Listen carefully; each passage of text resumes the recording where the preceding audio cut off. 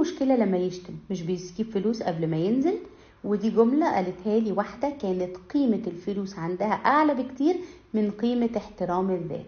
كل إنسان عنده مجموعة من القيم، والقيم هي الحاجة اللي بتحركني علشان أعمل أفعال معينة وبيصاحبها المشاعر بتاعتها.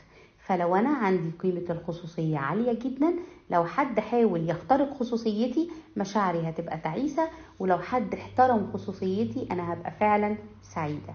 كل إنسان محتاج يعرف إيه أهم 7 قيم عنده ويرتبهم من 1 ل7: قيمة الخصوصية، قيمة الاحترام للذات، قيمة الحرية، قيمة الاستمتاع، قيمة الفلوس، وقيمة الأسرة على سبيل المثال. فلو حد دخل نادي ولقى راجل كبير قاعد بيتمرجح، لو بص عليه وقال له ايه الهبل ده، هو مش مكسوف من سنه، فهو هنا عنده قيمة احترام الآخرين أعلى بكتير من قيمة